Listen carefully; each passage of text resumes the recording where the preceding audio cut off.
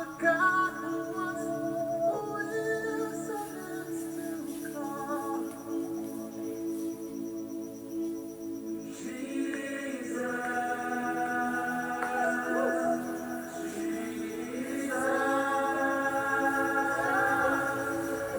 And if you are just my life is in your hands, Jesus, you are the miracle kingdom. You are Yahweh, you are Yahweh, you are Yahweh, you are Yahweh,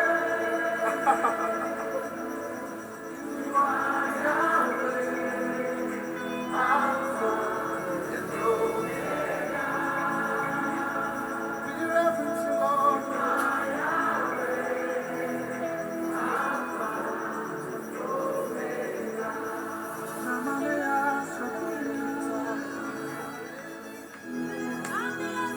Express yourself in the Holy Ghost.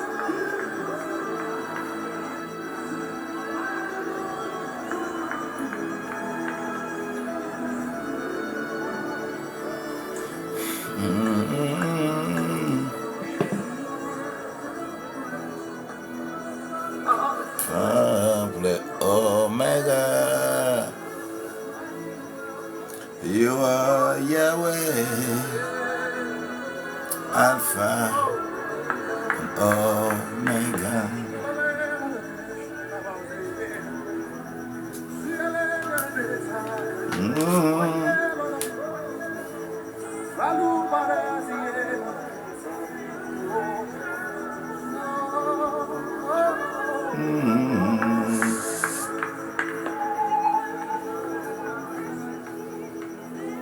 It's just rising right now. The power of God is rising right now. You are Yahweh, Alpha, Omega.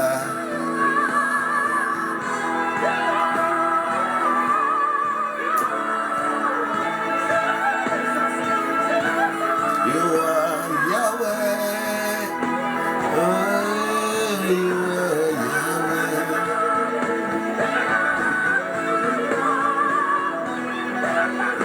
Alpha, Omega.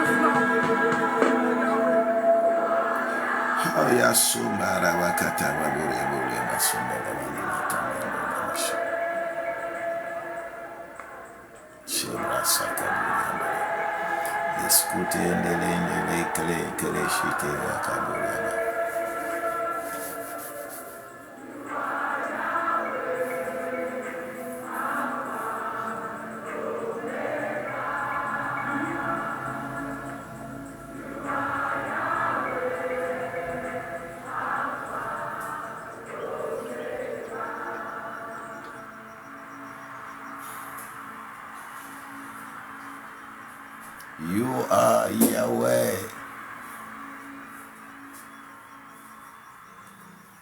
You are Alpha and Omega. There is a place for everyone under the heavens. You are Yahweh to aid you.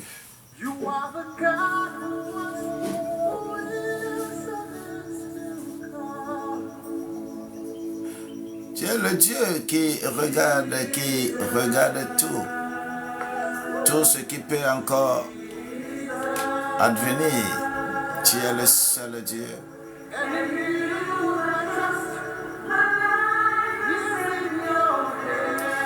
Oh, my life in your hand, Jesus. My hand is in your hand, Jesus. Because you are Yahweh. You are Yahweh. You are Yahweh, Alpha and Omega. You are Yahweh, Alpha and Omega.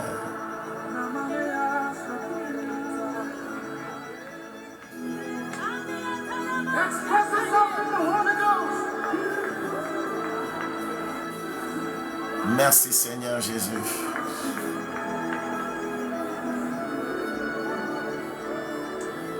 Merci Seigneur Jésus.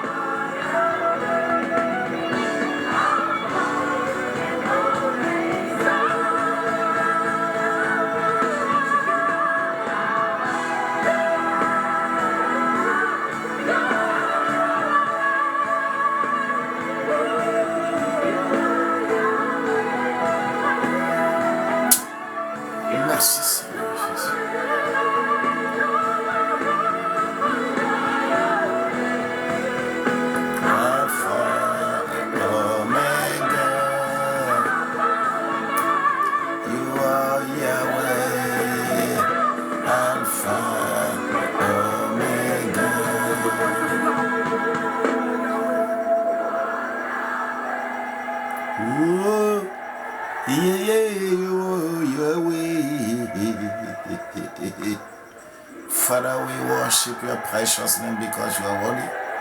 Everything that you have done for us, very sweet. Papa, tu es le Dieu que j'adore. Tu es le Seigneur des Seigneurs. C'est toi qui prends soin de moi. C'est toi qui prends soin de tes enfants. C'est toi qui prends soin de tout ce qui peut se passer dans cette vie. Tu es notre bouclier. Tu as encore protégé les enfants cette nuit. Tu as encore protégé notre vie cette nuit. Tu nous as encore donné la vie. Tu nous as encore réveillés. Papa, pourquoi je suis encore là?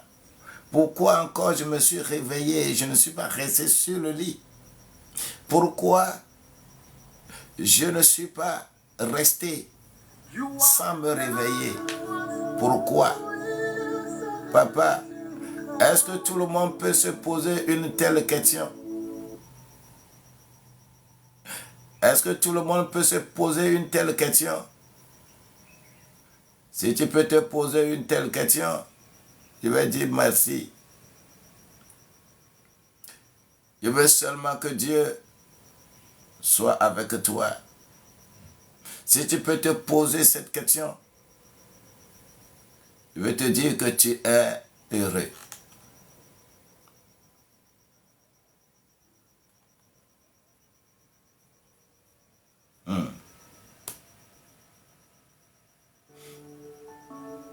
Merci Seigneur. Je vais jouer ce que j'ai joué hier.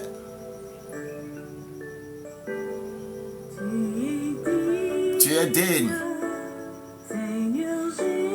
Je n'irai pas chercher.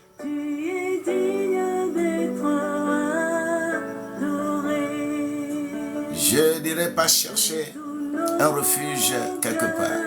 Si tu es conscient que tu t'es réveillé ce matin, rends-lui gloire.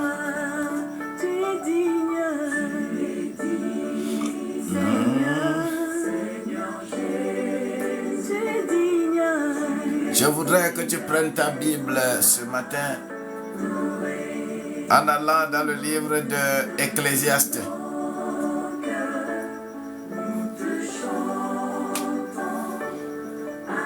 Je vais lire 1 ou 2 versets dans ce livre d'Ecclésiaste ce matin. Ecclésiaste 5. Commence à regarder.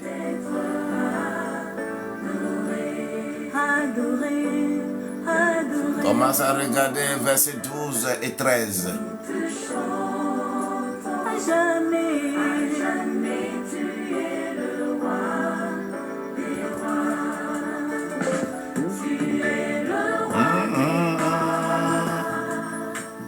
Prince de paix, tu es le roi de gloire. Tu es digne de louange. Nous venons à toi.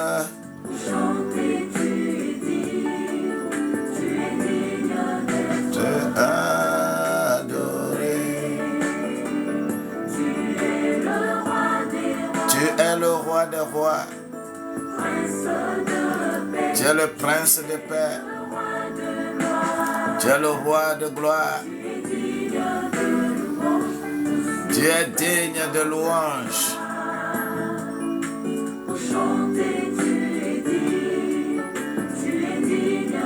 Merci Seigneur, merci Seigneur.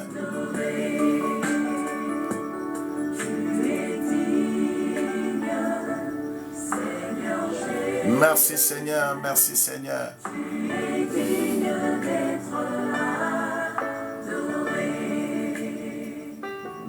Tapotons un peu et que le Seigneur des Seigneurs soit avec nous. Va travailler. Tu dois travailler, tu dois travailler. Et le travail doit te procurer la joie et non l'amertume.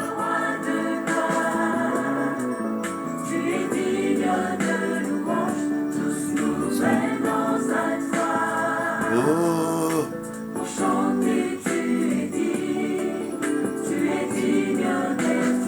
Adoré. Tu es le roi des rois, prince de paix. Tu es le roi de gloire. Tu es digne de louange. Tous nous venons à toi pour chanter. Tu es digne. Tu es digne d'être adoré. Parce que tu nous éclaires. Je prie pour que chacun de nous puisse déclarer qu'il est digne d'être adoré. Le Seigneur des Seigneurs, il est encore prêt pour étendre ta puissante main et te tenir. Tout ce que tu as vu au cours de la nuit, Je voudrais te dire que ce ne sont que de simples enseignements. Mais là où ça va devenir compliqué pour toi, je proclame sur ta vie que tu dois être meilleur. La grâce de Dieu doit t'accompagner. Sois encore, qu'il soit loué, qu'il soit glorifié par ta vie encore ce matin. Car il est digne d'être célébré, il est digne d'être adoré, il est digne d'être loué. En toutes choses, il est digne. Est-ce que toi, tu le célèbres pour moi ce matin?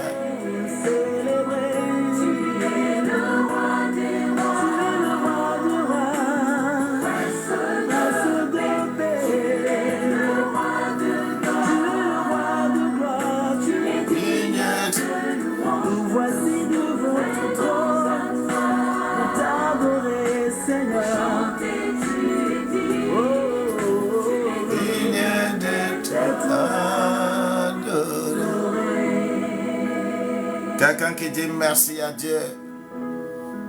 Quelqu'un qui se réveille le matin et dit merci à Dieu. Cela veut dire que la personne a donné révérence à Dieu. Cela veut dire que la personne reconnaît ce que Dieu a fait pour elle. Bien-aimés, heureux êtes-vous. Heureux, vraiment heureux êtes-vous. Bien-aimé Berthe. Bien-aimé Belle Bio. Bien-aimé Laura. Bien-aimé Yusafel. Que la grâce de Dieu vous comble ce matin. J'élève ma main pour le glorifier, pour le magnifier parce qu'il a été bon pour moi.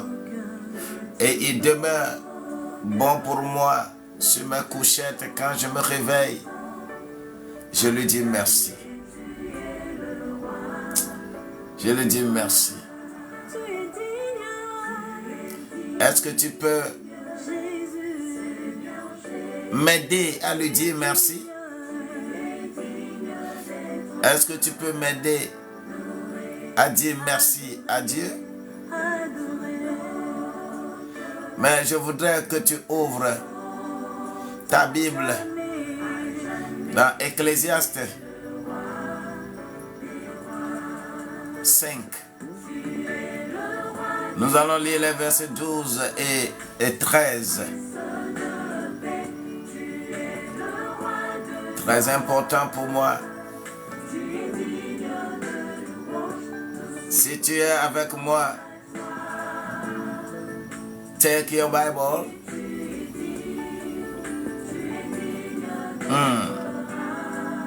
Ecclésiaste ou Colette. Il y a d'autres qui l'appellent Colette. Il y a d'autres qui l'appellent Ecclésiaste. Il est écrit dans ce passage-là que le sommeil est doux pour celui qui travaille, qu'il mange peu ou beaucoup, mais le rassasiement du riche ne le laisse pas dormir.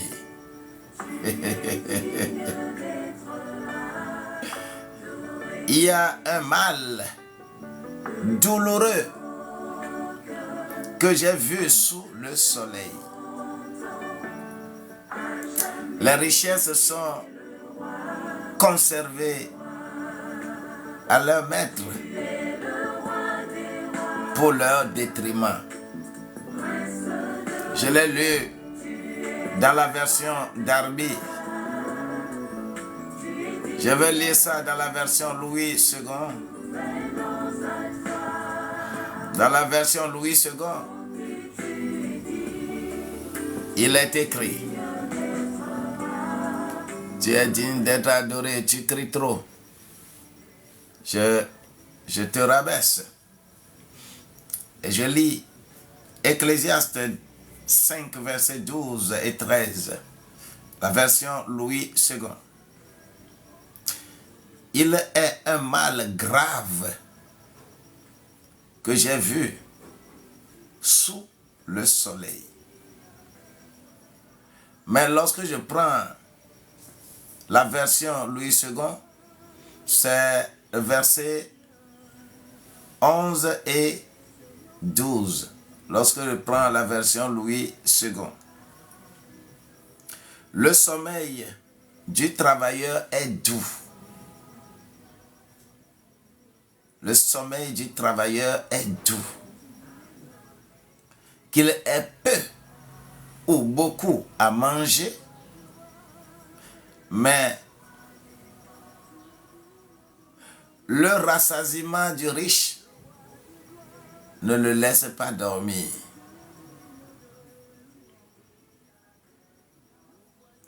Il est un mal grave que j'ai vu sous le soleil. Et il explique: des richesses conservées pour son malheur par celui qui les possède. La grâce de Dieu est meilleure pour nous. Ces deux versets que je lis ce matin, que je lis ce midi, que je lis ce soir-là, doivent m'enseigner beaucoup de choses. Comment peut-on comprendre la douceur d'un sommeil ou un sommeil qui n'est pas doux? Comment on peut comprendre ça? Qu'est-ce qu'on appelle le sommeil? Si je comprends ces choses, je suis heureux. Oh, alléluia. On dit: le sommeil du travailleur est doux.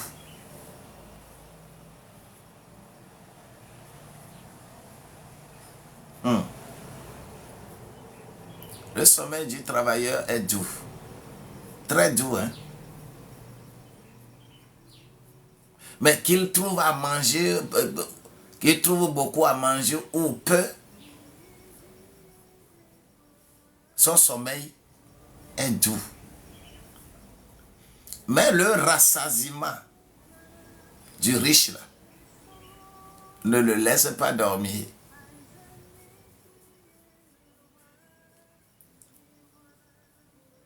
Le riche qui est beaucoup rassasié là,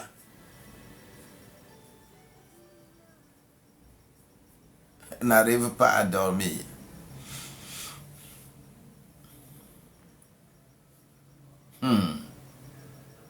C'est sérieux. Et Ecclésiaste dit qu'il a encore vu un mal. Quelque chose qui est plus grave qu'il a pu voir sous le soleil, que les richesses du riche sont conservées pour son malheur. Le bien qu'il possède devient son malheur. Il y a certaines choses, quand tu les regardes, tu frémis. Tu regardes et tu dis: waouh, comment les gens réfléchissent comme ça. Et qu'est-ce qui rentre le sommeil d'un riche?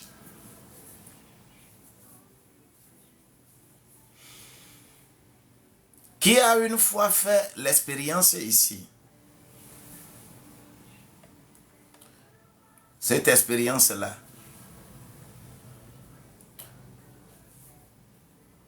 Le jour, lorsque tu es dans la vie là, par exemple, tu cherches du travail, tu cherches à faire des affaires, beaucoup. Le jour, tu as fait beaucoup, soit de recettes. Le jour, tu as beaucoup d'argent. La nuit là, on ne dort pas bien. Qui a une fois fait cette remarque? Bonjour, gloire à Dieu, shalom.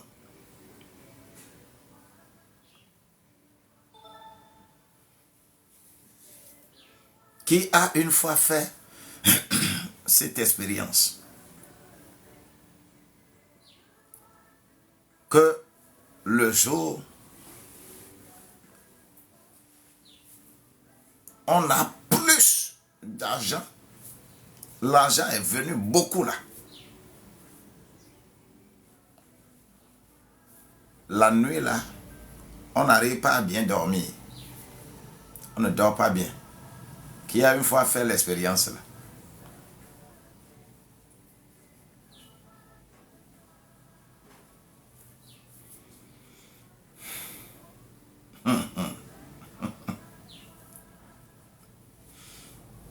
Personne n'a jamais fait.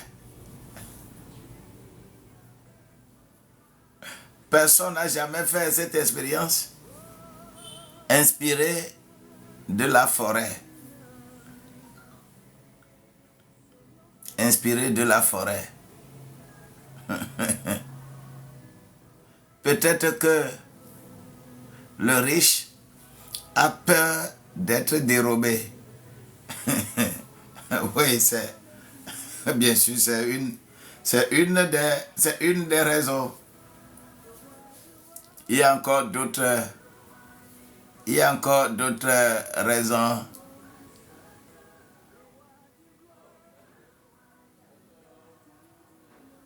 Que la grâce de Dieu vous accompagne. Lorsque vous avez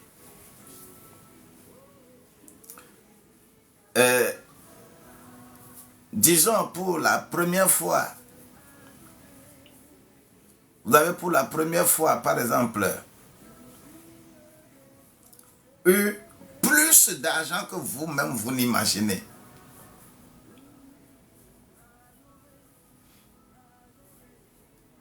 Parle-nous de la nuit là.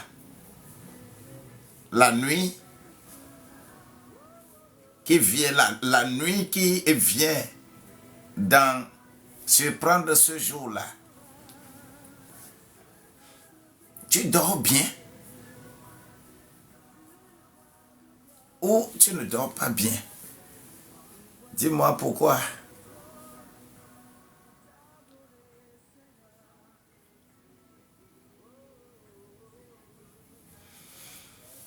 En dehors de ça même, tu as de l'argent, tu as suffisamment, par exemple, de l'argent, tu as des richesses, et que tu sembles avoir un malaise. Tu sembles avoir un malaise. Le sommeil est doux ou comment? Le malaise que tu as, entre le malaise que tu as et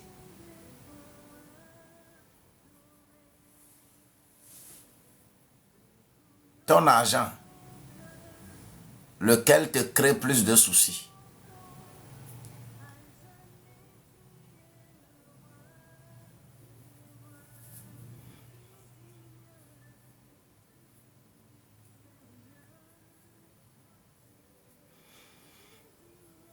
Tu as de l'argent.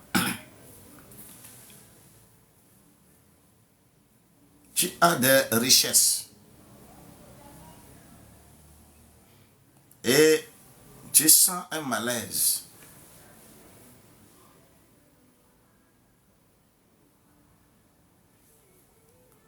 Lequel des deux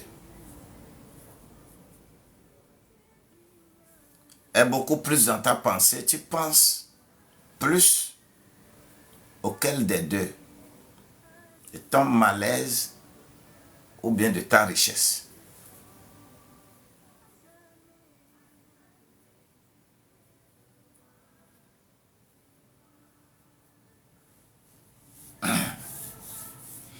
Je veux que quelqu'un me dise quelque chose. Lorsqu'on n'en a pas, lorsque tu n'as rien, lorsque tes moments de soudure, le moment où c'est dur, ça ne va pas, ces moments-là, chacun sait comment chacun réfléchit. Vous avez une psychologie dans la vie, une conception de la vie.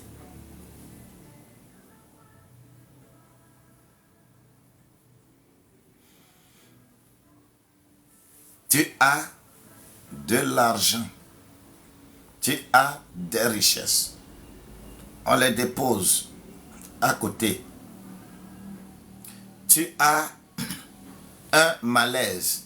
Et ce malaise-là, tu sens que tu peux trépasser. Ta pensée sera sur lequel des deux, sur ta richesse ou ton malaise.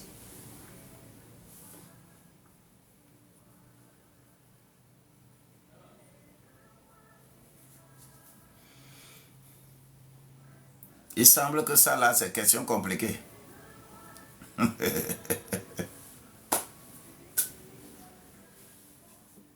Tu es le roi des rois.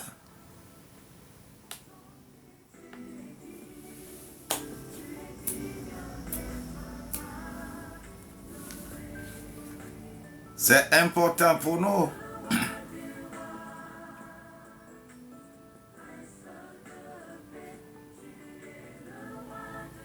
Dieu est bon.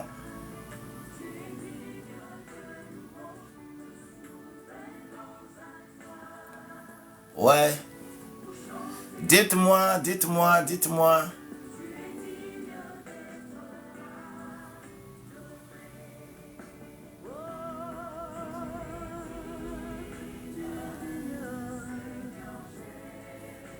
Dites-moi.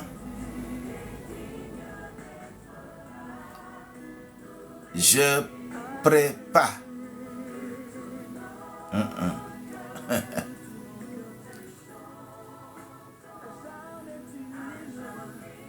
Lorsque un riche, tout est possible à celui qui y croit. Ouais. Je suis occupé par... Ok. D'accord. Tout point vient à celui qui sait attendre. Ouais, je dis, généralement, vous avez de l'argent. Vous avez de l'argent et où vous avez des richesses. Et un malheur ou un malaise vient vous frapper. Entre tes richesses et le malaise, lequel préoccupe ta pensée plus?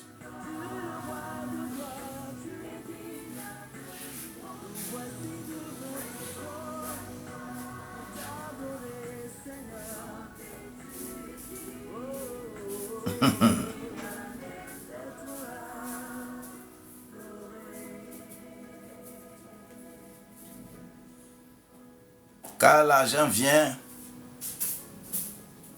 et va. mais la santé. Ouais.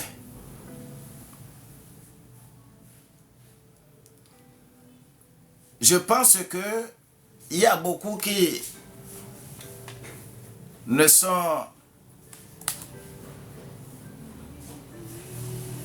n'ont jamais vécu.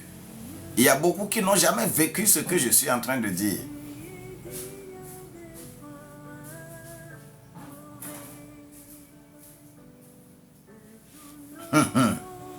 L'argent vient et ça part.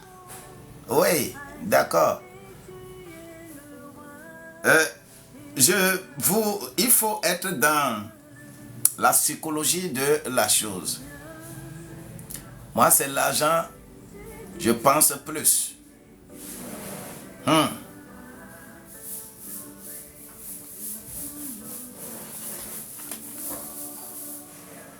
Vous savez,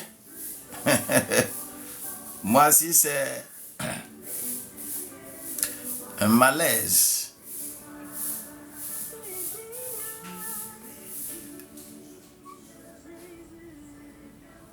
C'est un malaise. Oui, les gens, on peut...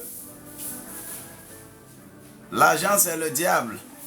Non, c'est facile de dire comme ça. L'argent n'est pas le diable. L'argent n'a jamais été le diable. C'est l'amour de l'argent. C'est l'amour de l'argent qui est le problème. L'argent n'a jamais été le diable.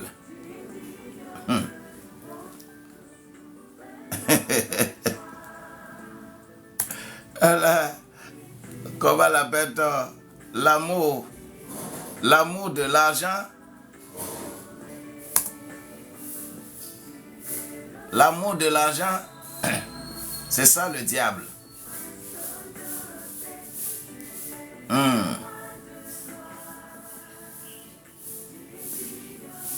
Ouais, c'est...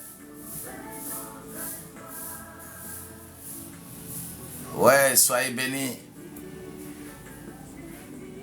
Edney depuis la France, sois béni, sois béni. La grâce de Dieu t'accompagne dans le sens que papa, voilà, faut pas mettre son cœur dessus au... L'argent n'a jamais été le diable. Mais l'amour de l'argent est le mal de tout le siècle.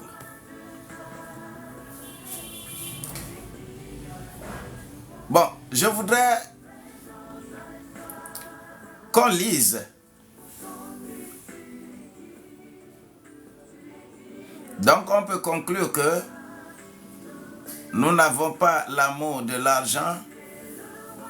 Gloire à Dieu. Il faut aimer ton Dieu de tout ton cœur, de tous tes sentiments, tes forces. Quand cela est comme ça pour toi, tu ne peux... L'amour de l'argent ne peut pas dépasser l'amour de Dieu pour toi. Lorsque l'amour de Dieu est high pour toi, l'argent ne peut pas être un démon, un diable pour toi. C'est l'amour de l'argent qui est le problème. L'argent en lui-même, c'est un instrument, quelque chose comme toutes les autres choses. Mais lorsque tu l'utilises de façon rationnelle, tu verras que tu es comme ça. Et tout est grâce dans cette vie. Jésus connaît tout ce que nous faisons et il sait comment et il nous veut. J'ai dit plusieurs fois ici que dans le seul Nouveau Testament, qui est réputé être un livre de salut, un livre de foi, quand tu lis le seul Nouveau Testament, tu vas trouver 215 versets qui parlent de la foi, 218 versets qui parlent du salut, mais il y a 2084 versets qui parlent de la gestion de l'argent, la gestion de l'argent, la gestion des finances. Parce que le monde entier sait que tant que l'argent est créé, tant que la monnaie est créée, le mécanisme par lequel la monnaie est créée, on a rendu spirituel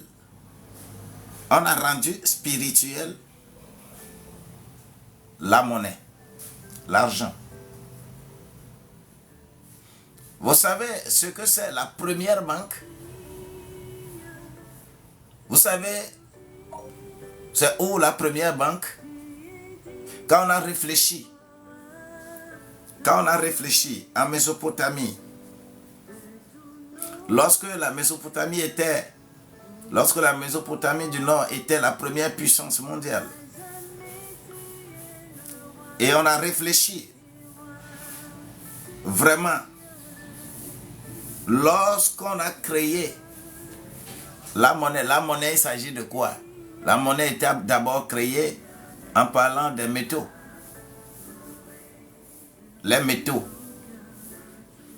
Premièrement, c'était les poissons séchés qui étaient la première monnaie. Les poissons séchés. C'est-à-dire quelque chose qui peut être utilisé de façon durable. Et quand on a quitté les poissons séchés, le sel aussi était devenu la monnaie qu'on utilisait pour les échanges. Lorsque ça évolue, on a cherché ce qui peut être plus rare. Et on a cherché les métaux précieux. Quand tu prends l'argent, quand tu prends l'or, quand tu prends le bronze, ce sont des choses qui ont été utilisées comme monnaie, comme de l'argent. Mais comme c'est lourd, quand tu prends le bronze, quand tu prends l'or, quand tu prends le fer, quand tu prends l'argent, quand tu prends tout ça là, ce sont des métaux qui sont lourds. Alors on a pensé, comment faire pour l'utiliser dans les transactions? Où pouvons-nous cacher ces métaux-là pour que personne ne vienne les voler pour nous? Et quand on a fait toutes ces études, vous savez où on a trouvé pour cacher et garder ces métaux qui servaient des transactions? Vous savez où? Celui qui sait n'a qu'à m'écrire.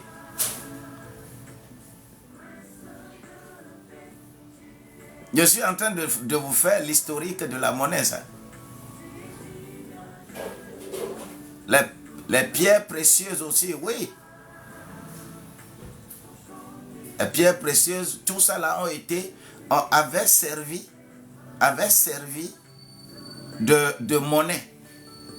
Le fer, bronze, l'or, l'argent, tous ces métaux précieux là avaient servi de la monnaie, après avoir quitté ce que nous appelons les poissons séchés et tout ça là, c'est ça.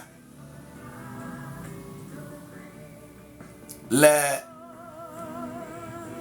Templiers, les temples ou bien les Templiers,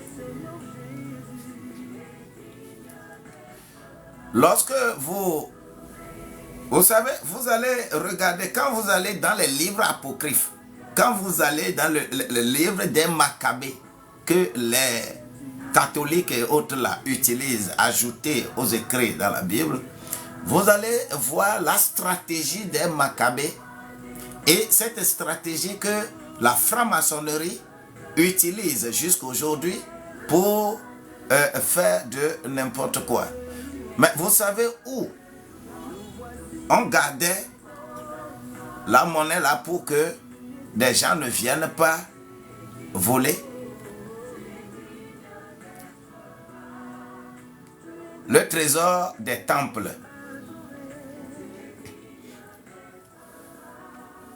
Le trésor de quel temple?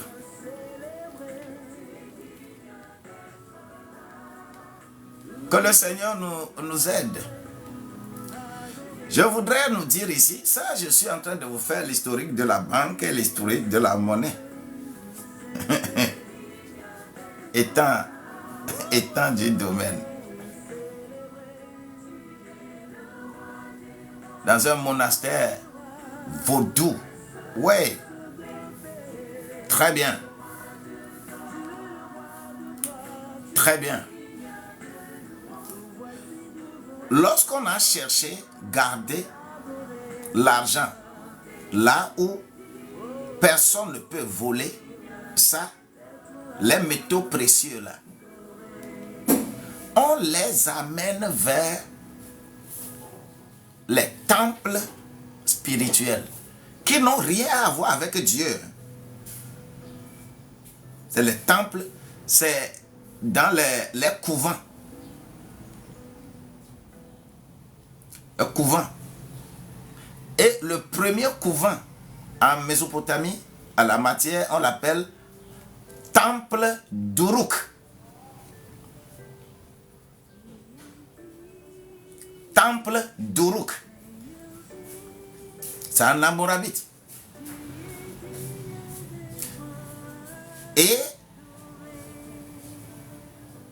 lorsqu'on a regardé, on a dit que, attention, nous voulons garder notre métal précieux quelque part où personne ne peut venir voler. Tout le monde a peur du vaudou. Tout le monde a peur des divinités. Tout le monde a peur. Personne ne peut aller voler là-bas. Ah, mais moi, de passage, nous, quand on était dans l'enfance là, c'est là où nous, on allait, on volait les comment on l'appelle, les boissons, les boissons de Lion Killer. Qui connaît Lion Killer? Limonade. Il y avait limonade surtout. Limonade, on donnait aux divinités. On mettait ça comme ça sous grand arbre, l'arbre fétiche. Et nous, la nuit, on va là-bas, on ouvre, on boit correctement. Et quand le jour vient, les devins arrivés, ils disent que, le diable, les fétiches ont bu la boisson. Hein? Ils croyaient à ça. Finalement, lorsqu'on va, on prend, on boit, on part avec la bouteille pour aller vendre dans le temps là à 50 francs.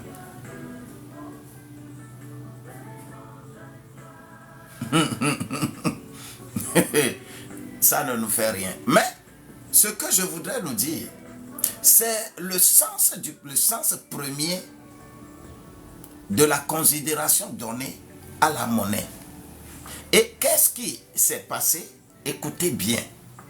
Lorsque on prend ces métaux précieux qu'on va, on garde dans le temple d'Uruk, c'est une divinité de la Mésopotamie qui n'a rien à voir avec Dieu que nous adorons. Dieu ne s'en mêlait pas. Ceux qui adoraient Dieu ne s'en mêlaient pas. On gardait ça. Et quand on amène ces métaux précieux, alors que ça doit être utilisé pour les transactions, on demande d'abord de couper ces métaux précieux-là en de petits morceaux pour amener. Et le devin de là-bas, le gardien du temple, le charlatan là-bas, le propriétaire du vaudou qui est là-bas, c'est lui qui prend une sorte de papier et on écrit combien tu as amené correctement et on signe pour te remettre en disant que voilà un certificat du fait que tu as amené de métaux précieux pour déposer ici. Et on permettait aux gens d'aller utiliser ces certificats-là pour acheter. Est-ce que vous voyez? On donne les certificats en de petits morceaux, en écrivant de petits sous par rapport à la quantité que tu as amené là.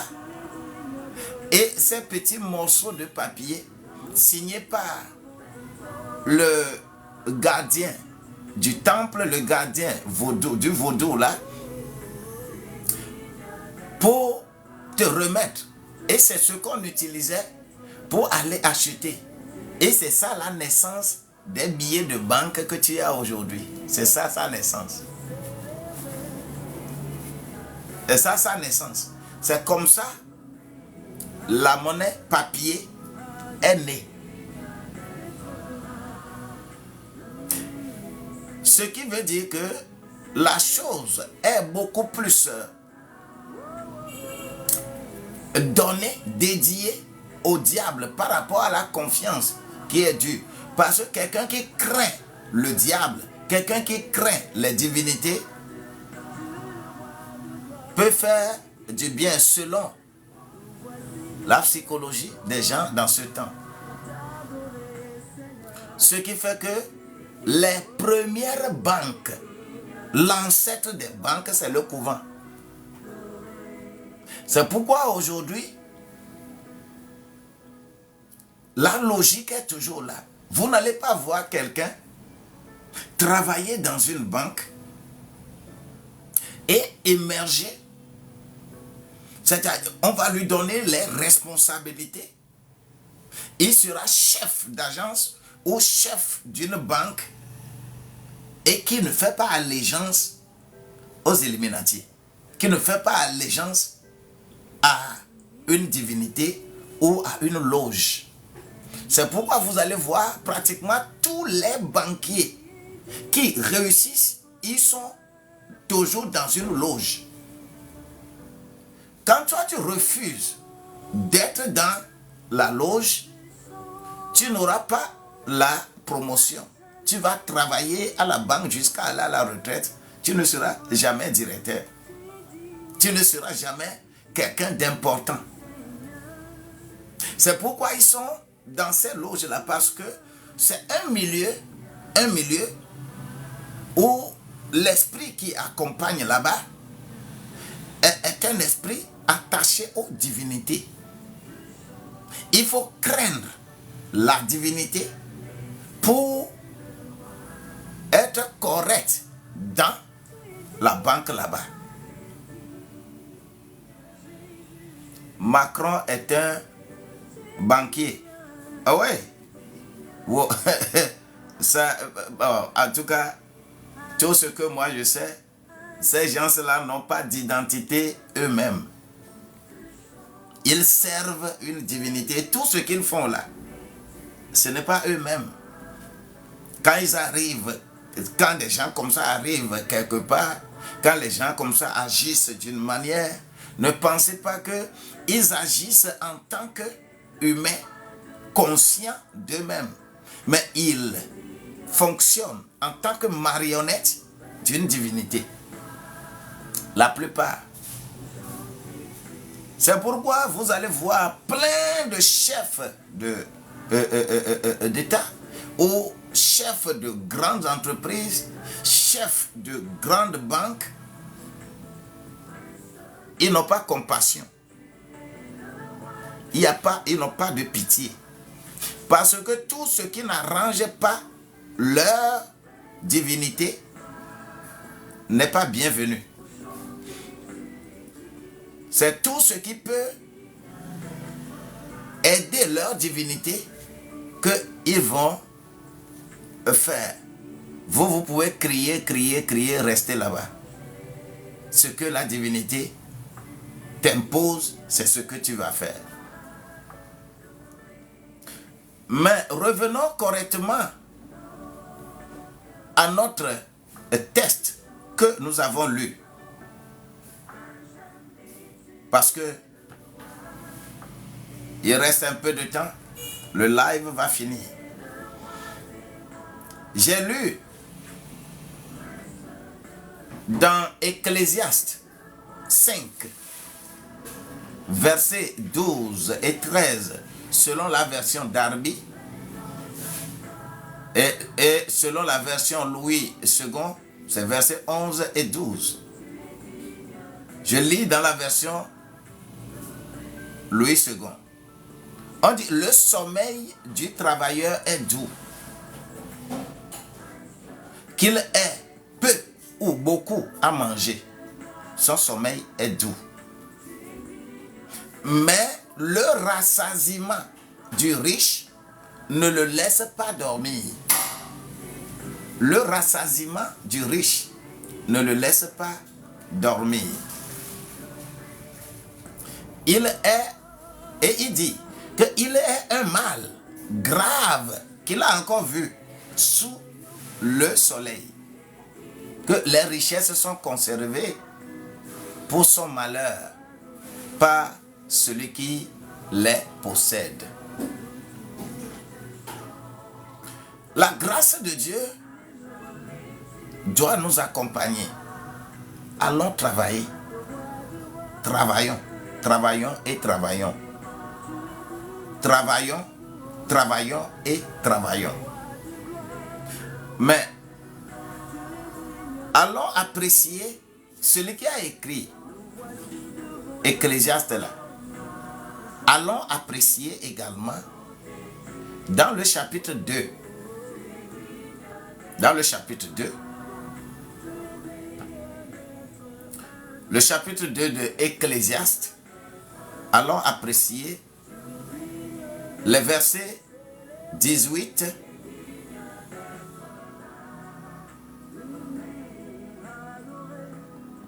voilà. Les versets 18 à 20.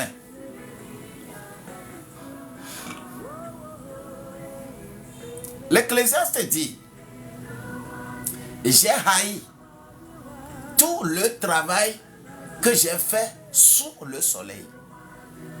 J'ai haï ça. Aïe. Pourquoi? On dit d'aller travailler. J'ai haï tout le travail que j'ai fait sous le soleil. Je suis dans la version Louis II. Et donc, je dois laisser la jouissance à l'homme qui me succédera. Bien-aimé, Salomon là, à la fin de sa vie, quand le malheur est à sa porte, quand il sent que il va mourir, pensait plus à quoi?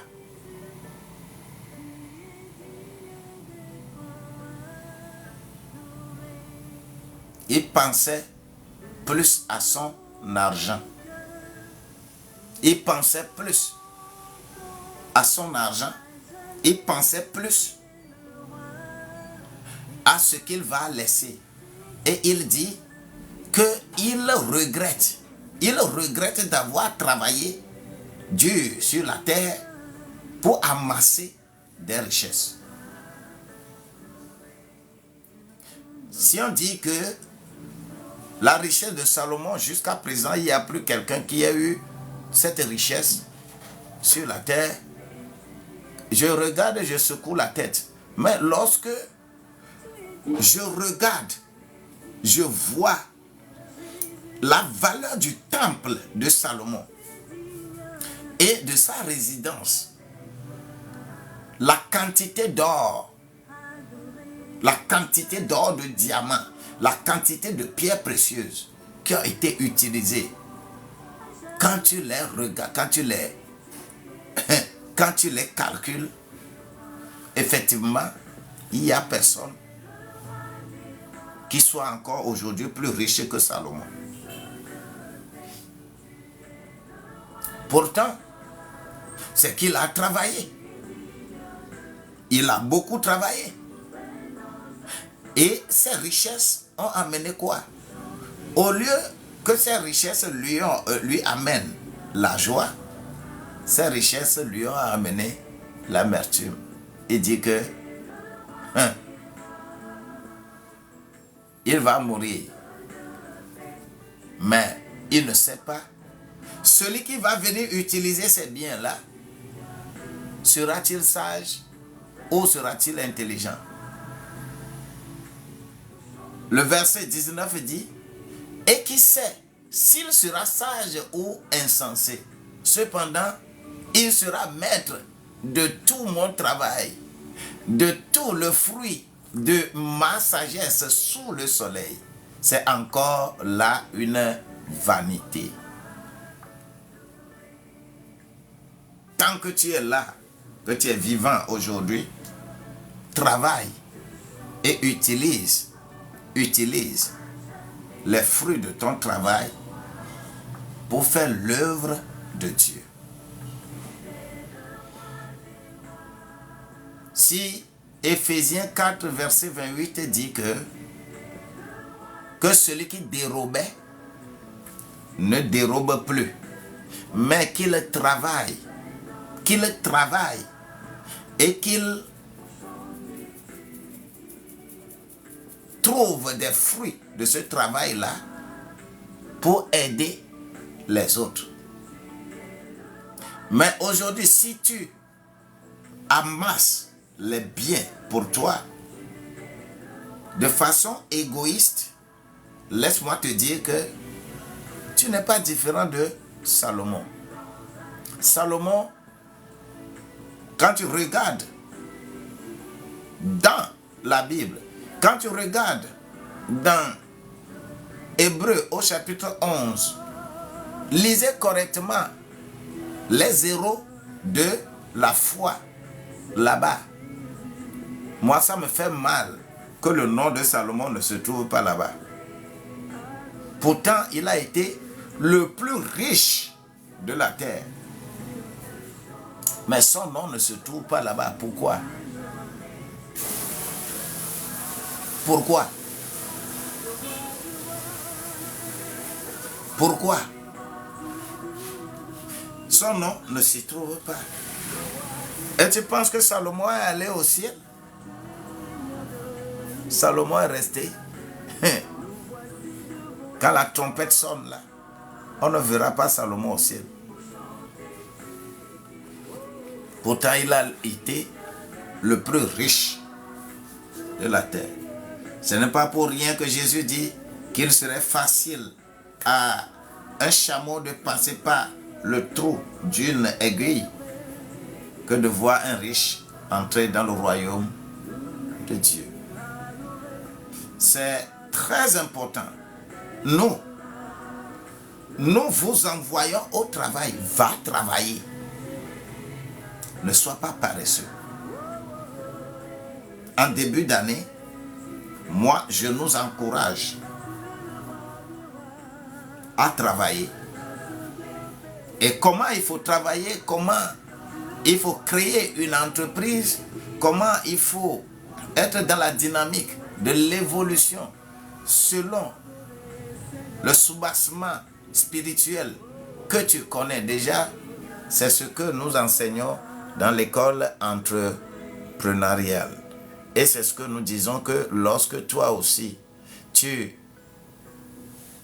t'adresses à nous, on te met dans le groupe et que toi aussi, tu vas bénéficier de cet enseignement. On va t'assister dans ce que nous connaissons, dans ce que nous faisons, étant enseignant de supérieur. Vous savez, en quelle année j'ai commencé à enseigner? D'abord au collège technique. Vous savez en quelle année j'ai commencé à enseigner? C'est en 86, 1986. Ça fait combien d'années?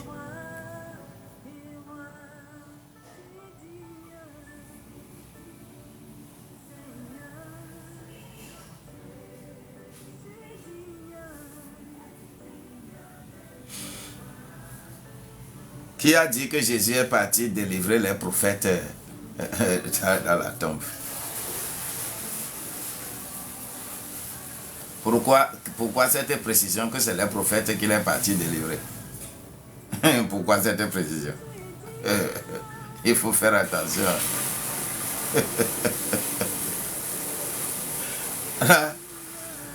Elle a commencé à enseigner en 86. En 86. Donc il faut faire le calcul pour savoir quelle expérience on peut avoir. Et ce n'est pas collège d'enseignement général, mais collège d'enseignement technique. En 86, j'ai commencé à enseigner en collège technique. J'ai commencé à enseigner l'économie de l'entreprise.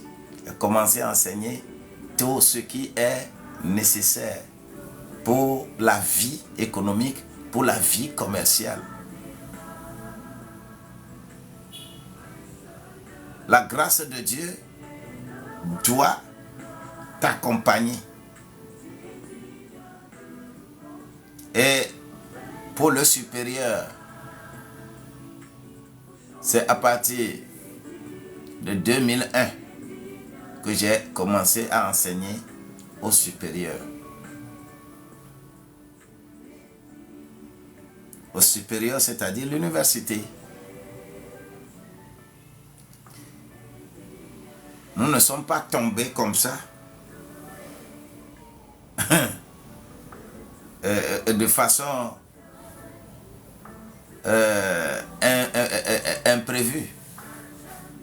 Dieu, c'est 60, ce n'est pas 60 c'est trop.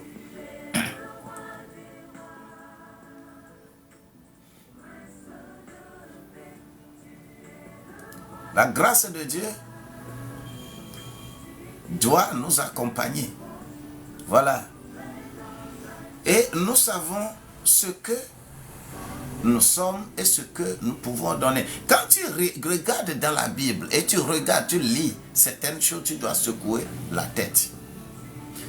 Que quelqu'un aille travailler. On dit que celui qui travaille là, son sommeil est doux. Ton sommeil est doux.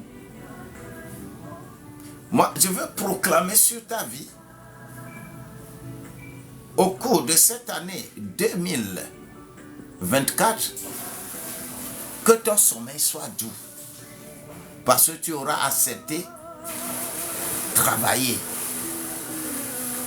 S'il est écrit dans ce verset-là, le verset 11 de Ecclésiaste, 5, selon la version Louis II, le sommeil du travailleur est doux. Qu'il trouve à manger ou qu'il trouve beaucoup à manger ou qu'il trouve peu à manger, son sommeil est doux. Mais le rassasiement du riche là ne le laisse pas dormir. Le riche qui est rassasié, vraiment là, rassasié parce qu'il est riche, il ne peut pas bien dormir.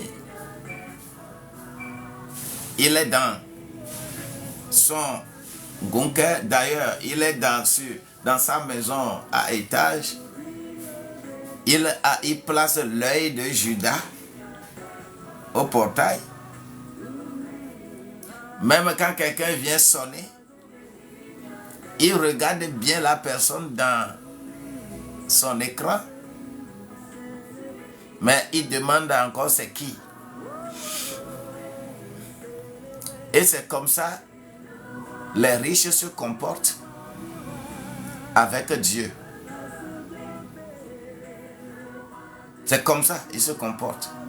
Ils pensent qu'ils n'ont besoin de rien.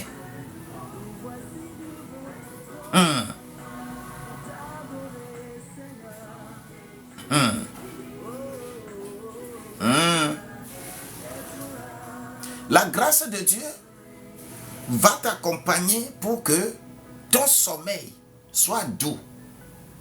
Ne sois pas renté dans la nuit. Ne sois pas renté dans la nuit. Ne sois pas renté dans ta propre maison. Je le dis, ne sois pas renté dans ta propre maison. Beaucoup de gens, c'est leur propre maison qui est le problème pour eux. La grâce de Dieu va t'accompagner. Toi, ton sommeil sera doux. Dis, tu as écrit, mon sommeil sera doux. Aucun malaise ne sera la source de ma hantise. Les problèmes peuvent arriver. Des situations peuvent arriver. Mais tu es vainqueur. Ta propre psychologie ne va pas te tuer. La grâce de Dieu avance. Ça avance pour toi. Et je voudrais que tu te relèves. Tu travailleras. Tu gagneras ton pain à la sueur de ton front. Ce n'est pas une malédiction. Mais ton sommeil, quand tu reviens, ton sommeil sera doux. Tous ceux dont le sommeil est doux, ils ont des révélations. Ils ont des révélations. Ils ont des révélations.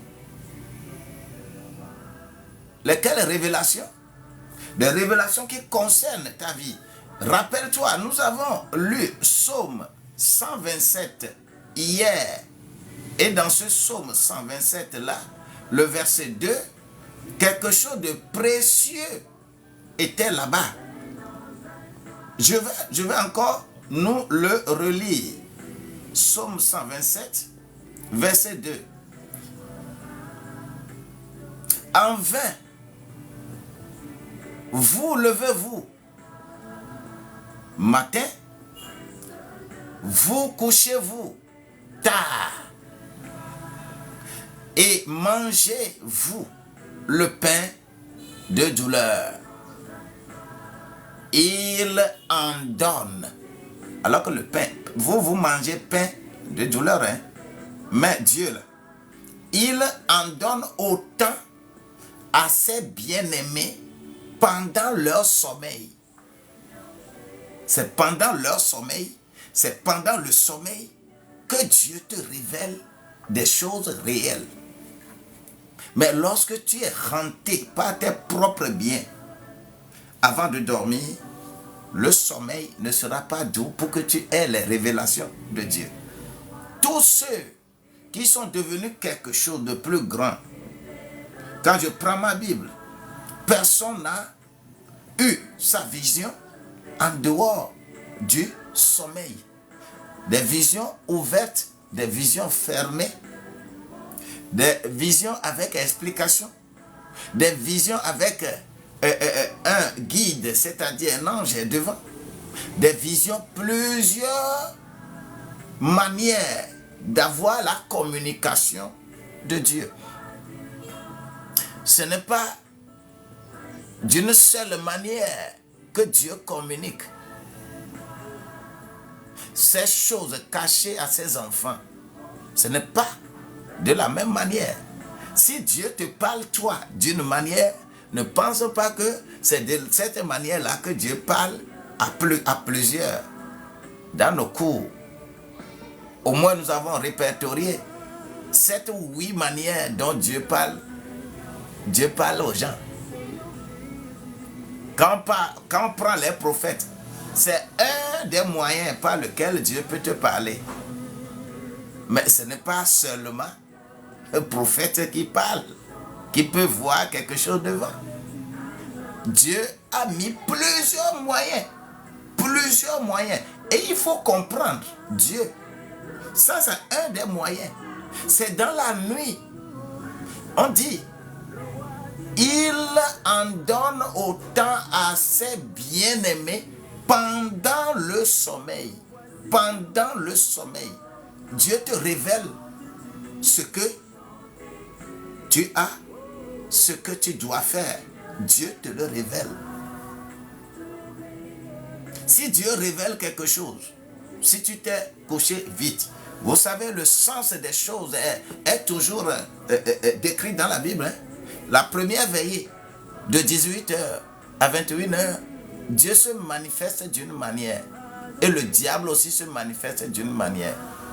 De 21h à minuit, la deuxième veillée, Dieu se manifeste d'une manière, le diable aussi se manifeste d'une manière. La troisième veillée, la veillée la plus atroce, la veillée la plus dangereuse, de minuit à 3 heures. De minuit à 3 heures. La veillée de bataille, la veillée de combat. Les rêves les plus atroces, les rêves les plus dangereux, les rêves les plus effrayants, c'est entre minuit et 3 heures. Dieu te révèle, Dieu te fait regarder beaucoup de choses par rapport à ta propre vie. On dit le sommeil de celui qui travaille est doux. Quand tu travailles, tu as toute ton attention sur le travail, sur ce que tu dois faire. Quand tu réfléchis, tu médites sur ces choses-là. Les 3 veillées-là, Dieu se manifeste d'une manière. Mais la quatrième veillée, c'est-à-dire de 3 heures à 6 heures, la quatrième veillée, Jésus doit marcher sur l'eau. La tempête peut s'élever, mais Jésus va dire à la tempête, tais-toi. Ça, c'est la quatrième veillée. Et tout ce que tu as vu pendant les 3 premières veillées et que tu n'as pas compris là, commence à méditer la quatrième veillée. Tu verras que Dieu explique toujours. Dieu explique toujours.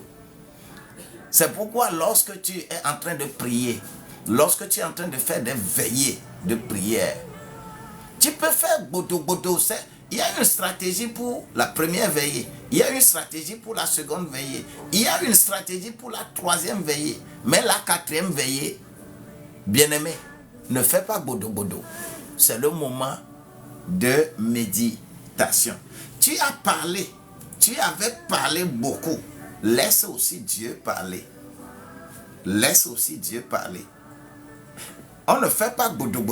On ne crie pas en priant entre 3 heures et 6 heures. Mais on médite. La puissance de la méditation est là-bas. C'est en ce temps Dieu se révèle. C'est pourquoi Lamentation 3, verset 26 dit que il est bon à ce que l'homme reste tranquille pour voir comment l'Éternel va le faire. Il va rester tranquille pour voir ce que l'Éternel va faire pour moi. Et tout ça là s'appelle la grâce de Dieu. Quand ton sommeil est doux, quand tu travailles, ton sommeil est doux, tu auras toutes les révélations possibles concernant ta vie. Tu ne vas pas te promener de devin en devin, de prophète en prophète, d'évangéliste en évangéliste, de bishop en bishop, d'archibishop, de pentabishop en bishop. Non. Dieu est proche de toi que quiconque. Sois dans l'allégresse et comprends la psychologie de Dieu. Sois avec Dieu et Dieu sera avec toi. Travaille, va, tu travailles. Tu travailles avec objectif. Tu travailles avec ce que Dieu veut que tu fasses. Et quand tu le fais, tu reviens. Tu as le cœur tranquille. Ton sommeil est doux. Et le Seigneur te révèle. Tu comprends les stratégies des 4 veillées. Celui qui travaille comprend les stratégies des 4 veillées. 4e veillée là, on va te dire qu'est-ce qui sera fait dans la journée. Comment tu vas faire, Dieu lui-même, il parle. Dieu lui-même, il se révèle. Bien-aimé, je voudrais te dire, tout ça là, ce sont des secrets de l'adoration personnelle. Personnelle. C'est dans l'Ancien Testament que Dieu est un Dieu du public. Vous faites ça, et il va être avec vous. Mais, laisse-moi te dire que le Dieu du Nouveau Testament, le Dieu de grâce, fonctionne avec toi et toi seul. Toi là, travaille, reviens. Ton sommeil sera doux et Dieu va te révéler beaucoup de choses pour ton avancement. Quelle que soit l'adversité, tu vas dominer. Ne sois pas paresseux. Ne sois pas oisif. Ne pense pas à la poche de quelqu'un pour vivre. Mais pense à ton travail. Dieu t'a fait et t'a rendu intelligent. Dieu t'a donné toutes les substances possibles. Ne te promène pas de regard n'importe où. Mais sois avec Dieu et Dieu soit avec toi. Que le Seigneur te bénisse au nom de Jésus-Christ. Je m'arrête là. Mon temps est déjà dépassé. Mon live s'arrête normalement à 7 heures. À 7 heures. Heure de temps universel. Que le Seigneur te bénisse. Bien-aimée Laura, sois bénie. Rita, sois bénie. La Planche, sois bénie. Chantal, sois bénie. Sao, Linda, sois bénie. Annick, sois bénie. Berthe, sois bénie. Sarah, sois bénie. Kinna, sois bénie. Grachou, sois bénie. Soyez bénis immensément. Écoutez ces choses les matins et votre cœur ne sera plus hanté. Ne cherchez pas votre bonheur en vous promenant de devin en devin. Et c'est pour cela qu'il y a beaucoup de géomanciens, d'arnaqueurs, de vendeurs d'illusions qui sont pleins aujourd'hui sur la toile. Ne te laisse pas escroquer, ne te laisse pas arnaquer. Approche-toi de Dieu, Dieu va s'approcher de toi. Et Dieu sera avec toi. Ne les écoute pas, n'écoute pas n'importe quoi, n'écoute pas ceux qui dénigrent la Bible, ceux qui pensent que la Bible est un livre quelconque, ne les écoute pas. Ceux qui se mettent quelque part en disant que la loi a aboli tant, là. Ne les écoute pas parce qu'ils ne comprennent rien. S'ils comprenaient quelque chose, ils ne vont pas chercher à prendre la notice d'entretien d'une Vespa ou d'une moto quelconque pour venir l'imposer à toi qui utilises une voiture Benz. C'est dingue. La notice d'une moto, c'est pour l'entretien d'une moto. La notice d'une Benz, c'est propre à l'entretien d'une Benz. Mais ne prenez pas la notice d'une Benz pour venir imposer à quelqu'un qui utilise Toyota. Ce n'est pas la même chose. Mais tout ça là s'appelle voiture. Mais ce n'est pas la même chose. Et vous devez comprendre ces choses pour ne pas mener des discussions autour des livres. La Bible, le Coran, Bhagavad Gita, Tao Te Ching, Rig Vedas, Confucius, Mormon, tout ça là. Quand vous faites des discussions, n'importe comment, sur n'importe quel livre qualifié de livre saint, et vous voulez généraliser, vous avez des problèmes. La Bible a son domaine d'application. Le Coran a son domaine d'application. Nous sommes des humains sur la terre, mais nous sommes issus de différentes cultures. N'érigeons pas nos cultures en tradition. Que notre adoration ne soit pas trop colorée par notre tradition pour chercher à aller imposer ça à quelqu'un. Non. Non. Non. Non. Ma tradition, c'est la tradition là où j'ai évolué, là où je suis né là. J'ai une tradition. Quel livre est adapté à cette tradition-là pour l'accomplissement de ce que Jésus est venu faire? C'est ça l'adoration de Dieu. Ce n'est pas aller transporter l'adoration telle que on fait ça là en Israël pour venir faire chez toi. Ce n'est pas ça l'adoration de Dieu. Adoration de Dieu n'est pas d'aller prendre les candélabres des Israéliens pour venir allumer chez toi pour dire que tu es en train d'adorer Dieu. Non. C'est le schéma qu'il faut comprendre de la Bible. Ce n'est pas pour aller prendre les huiles d'olive de Israël pour venir mettre chez toi. Non. Tu dois imaginer que l'huile d'olive qu'on utilise par exemple là-bas, ce n'est pas dans boutique qu'on va acheter. On prépare ça. Toi qui es ici, toi qui es par exemple africain, d'origine africaine par exemple, quelle huile on verse sur nos divinités? Écris-moi, quelle huile on verse? Quelle huile nous utilisons pour oindre nos divinités? Quelle huile? Dis-moi ça, je vais partir. Quelle huile on utilise? C'est l'huile de palme. L'huile de palme. L'huile de palme qu'on utilise pour faire ça, est-ce qu'on met le sel dedans?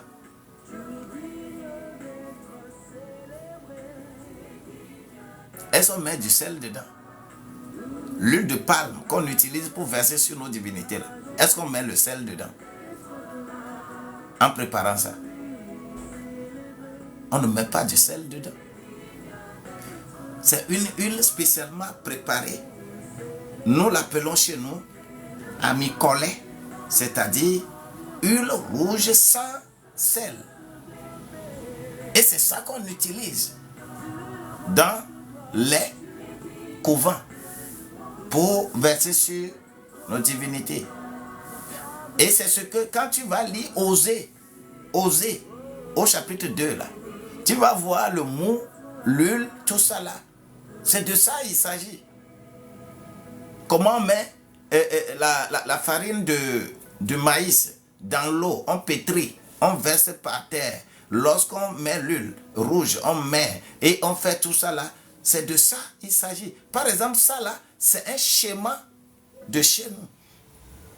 En réalité, si toi, Africain, réellement d'origine africaine, tu veux adorer Dieu, quand tu veux prendre l'huile pour oindre quelqu'un là, c'est l'huile qu'on utilise chez toi que tu devrais prendre et non pas aller acheter huile d'olive dans la boutique. C'est pour te prouver que tout est accompli. Si tu ne peux pas prendre ton huile rouge et verser sur quelqu'un, alors il faut savoir que c'est accompli. C'est ça la loi qu'on est venu accomplir. Pour que tu comprennes le sens de l'huile que tu utilises chez toi, qui est ce qu'on appelle le Saint-Esprit. Le Saint-Esprit. Pour que tu comprennes ça. Mais lorsque nous ne sommes pas dans cette dynamique, nous sommes toujours attachés au matériel. On pourra nous dire que la Bible est un livre quelconque, parce que c'est attaché à une communauté.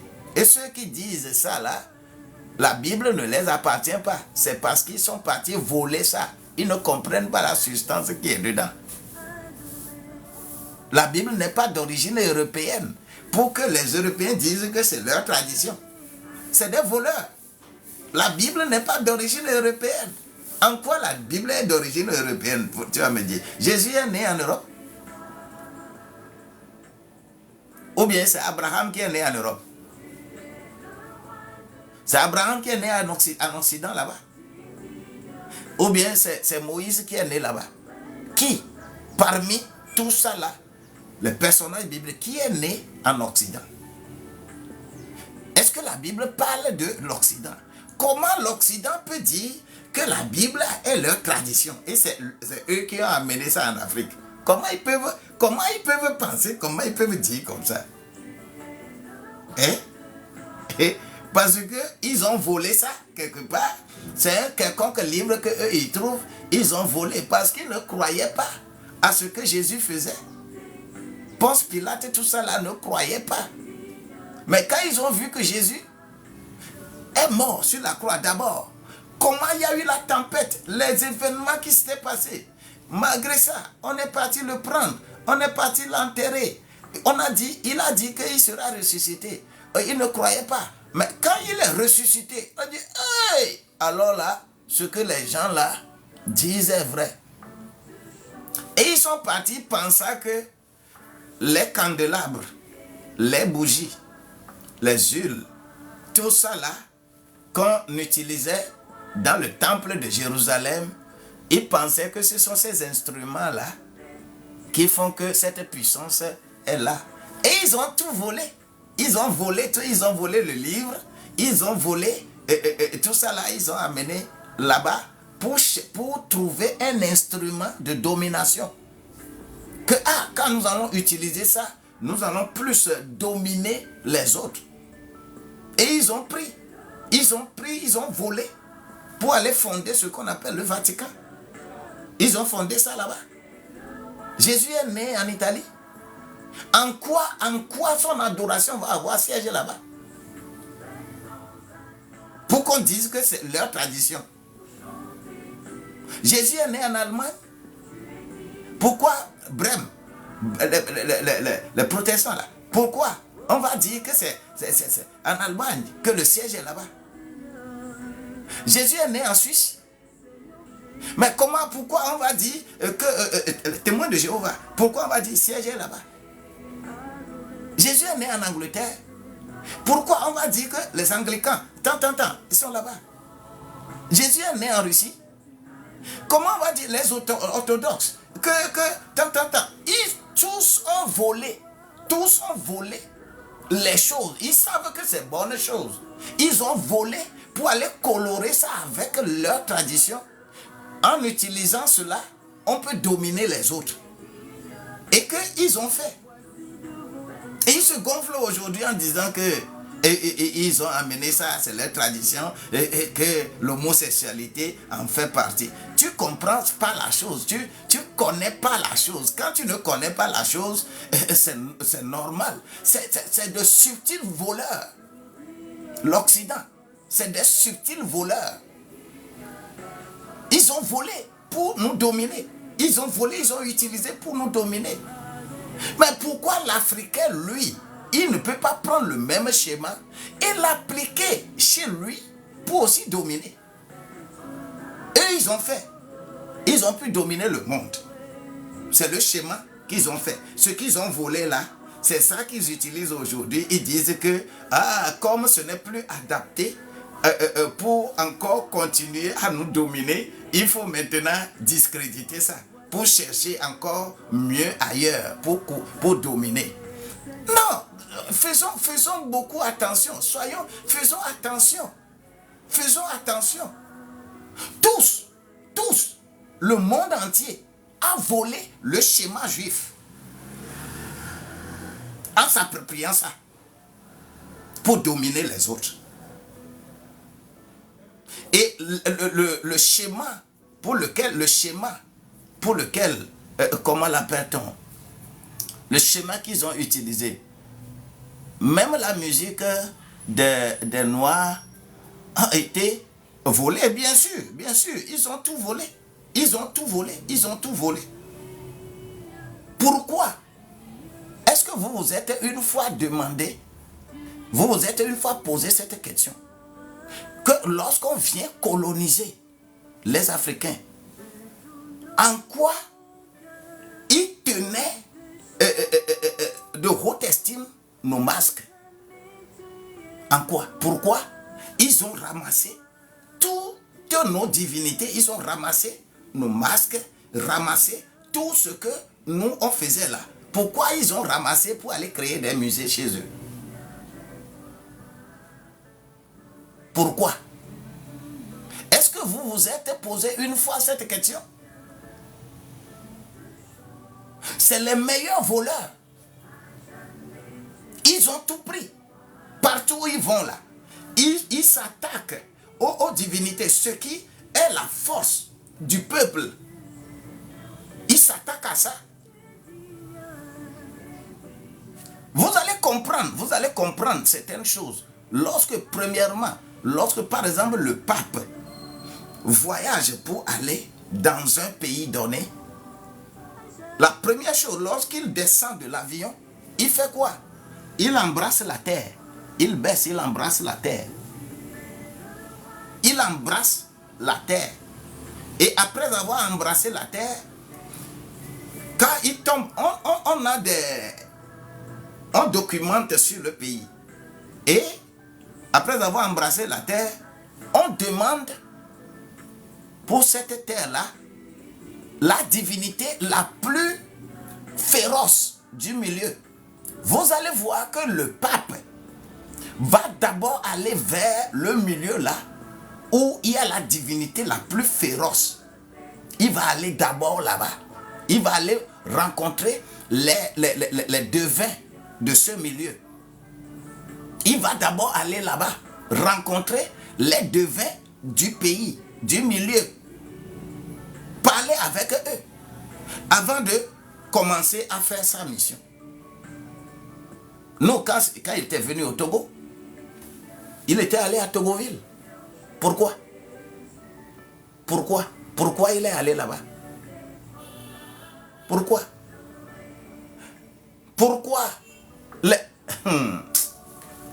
Pourquoi les Agnorokop et tout ça là sont considérés comme des lieux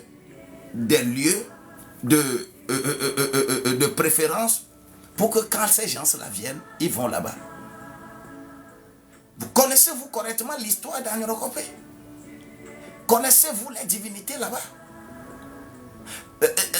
Connaissez-vous la qualité des divinités qui sont là-bas à Agnorokopé, à Togoville et autres? Connaissez-vous ça? Et pourquoi comment l'appelle-t-on? Le Monseigneur, vrai Monseigneur, qui a beaucoup plus régné. Pourquoi il va venir de là-bas?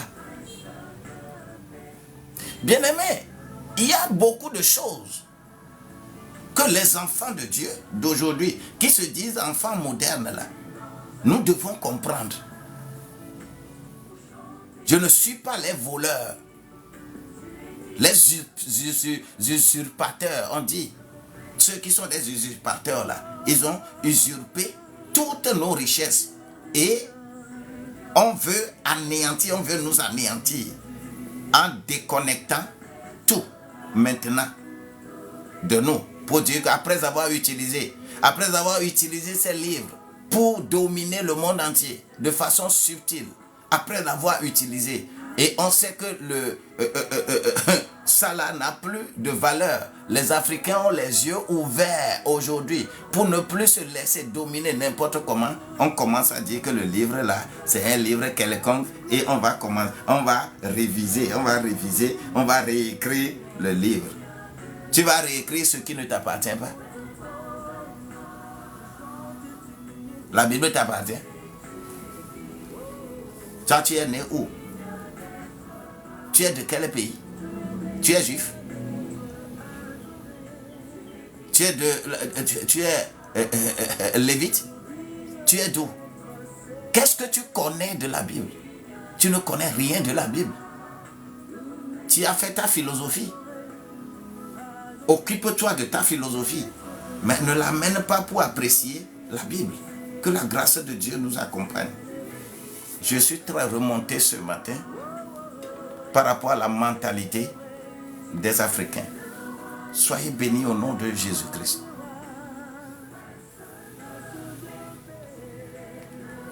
Soyez bénis au nom de Jésus-Christ. Soyez bénis.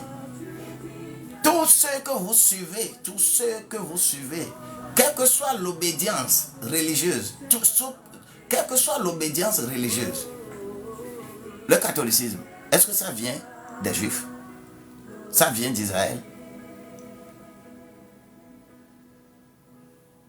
Presbytérien là, est-ce que Jésus est né là-bas? À Brême? Jésus est né là-bas en Allemagne? Le témoin de Jéhovah là, est-ce que Jésus est né en Suisse? Assemblée de Dieu là, est-ce que Jésus est né aux États-Unis? Hein? Les Anglicans là, est-ce que Jésus est né en Angleterre? Les orthodoxes là, est-ce que Jésus est né en Russie? Comment ils ont pu utiliser ce schéma pour l'approprier et ils ont pu dominer les autres? Et vous restez là-bas à discuter sur les choses. Vous ne réfléchissez pas à votre propre sort. Vous ne réfléchissez pas à votre pays. Vous ne réfléchissez pas à votre culture. Vous ne réfléchissez pas à votre pays. Vous ne réfléchissez pas à quoi? On a tout fait. Ils ont tout changé en mettant même le nom de leur ancêtre, que c'est eux les saints. C'est eux les saints. Et que nous là, nos ancêtres sont des démons. Cette manière de faire qui nous a déconnectés de la vraie substance. Faisons attention. Faisons attention dans ce que nous appelons adoration de Dieu. Revenons à de meilleurs sentiments. Travaillons de mieux en mieux, car celui qui nous a sauvés, il nous donnera toujours de bonnes issues au nom de Jésus-Christ. Je vous aime beaucoup. Papa, je prie pour nous ici, que le Seigneur des Seigneurs soit dans la barque, qu'il domine, qu'il nous donne plus de clairvoyance. On dit que le sommeil de celui qui travaille est doux.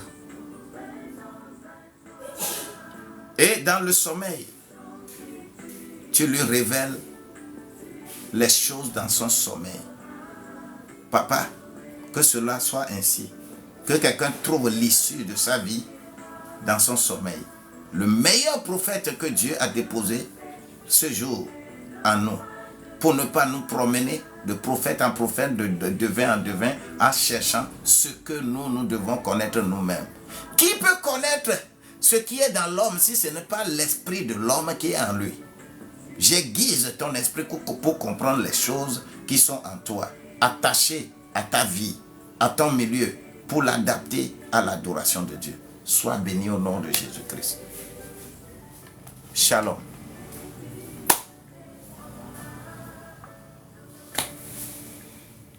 Si tu dis Amen, c'est bon.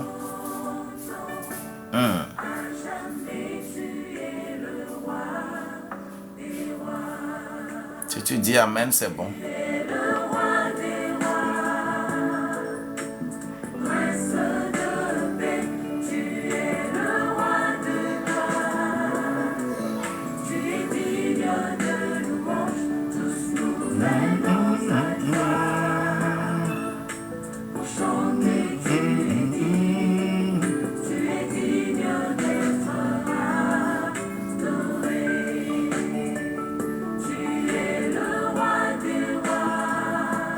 Merci Seigneur.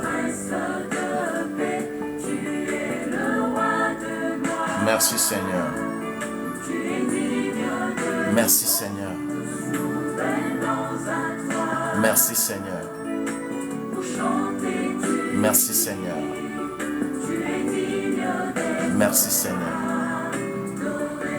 Merci Seigneur. Merci Seigneur. Merci Seigneur. Merci Seigneur.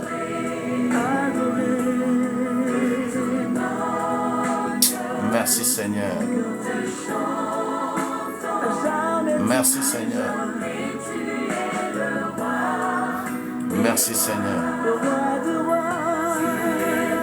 Merci Seigneur. Ça fait demain matin à 5h30 pour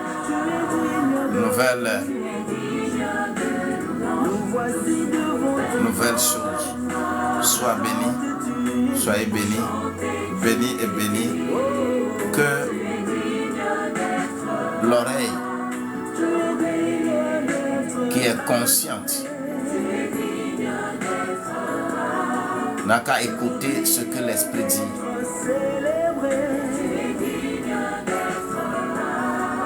Merci.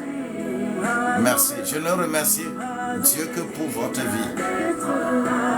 Vous pouvez vous promener, aller partout, mais la grâce de Dieu va demeurer pour que vous soyez fixe sur votre sort, sur votre vie et comprendre ce qu'on appelle l'adoration de Dieu et être attaché à Dieu et ne pas être attaché aux principes religieux que les autres nous ont imposés. Bye bye.